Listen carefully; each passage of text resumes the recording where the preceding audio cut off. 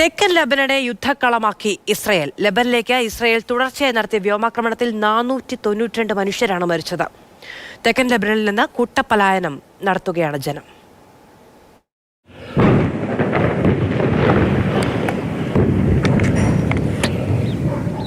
ലെബനന്റെ തെക്ക് കിഴക്കൻ മേഖലയിലായിരുന്നു ഇസ്രായേലിന്റെ ബോംബ് വർഷം.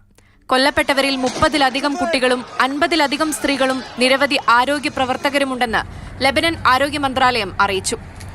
1300 ഹിസ്ബുള്ള നേതാക്കളെ ലക്ഷ്യമിട്ട ആക്രമണമെന്നാണ് ഇസ്രായേൽ സൈന്യത്തിന്റെ അവകാശവാദം. ഹിസ്ബുള്ളയുടെ 3-ാം നമ്പർ കമാൻഡർ അലി ഖറാക്കിയെ ലക്ഷ്യമിട്ടായിരുന്നു ബെറൂത്തിലെ ആക്രമണമെന്ന് ഇസ്രായേൽ സൈന്യത്തിലെ ഉന്നത കേന്ദ്രങ്ങളെ ഉദ്ധരിച്ച് അന്താരാഷ്ട്ര മാധ്യമങ്ങൾ റിപ്പോർട്ട് ചെയ്യുന്നു. അലി ഖറാക്കി സുരക്ഷിതനാണെന്ന് ഹിസ്ബുള്ള അവകാശപ്പെട്ടു. ഇതിനിടെ ഗലീലി കടലിന് ചുറ്റും റോക്കറ്റ് ആക്രമണം നടത്തി ഹിസ്ബുള്ള തിരിച്ചടിച്ചു. ഹിസ്ബുള്ളയുടെ ആയിരക്കണക്കിന് റോക്കറ്റുകൾ നശിപ്പിച്ചുവെന്ന് ഇസ്രായേൽ പ്രതിരോധ മന്ത്രി യോവ് ഗാലന്റ് പറഞ്ഞു. തെക്കൻ ലെബനനിൽ നിന്ന് ഒഴിഞ്ഞുപോവാൻ ലെബനീസ് ജനതയോട് ഇസ്രായേൽ പ്രധാനമന്ത്രി ബെഞ്ചമിൻ നെതന്യാഹു ശബ്ദ സന്ദേശത്തിലൂടെ ആവശ്യപ്പെട്ടിരുന്നു. മുന്നറിയിപ്പ് ഗൌരവമായി കാണണമെന്നാണ് നെതന്യാഹുവിന്റെ സന്ദേശം. മേഖലയിൽ ആക്രമണം രൂക്ഷമാക്കാനുള്ള ഇസ്രായേലിന്റെ സൂചനയായാണ് ഇതിനെ വിലയിരുത്തുന്നത്.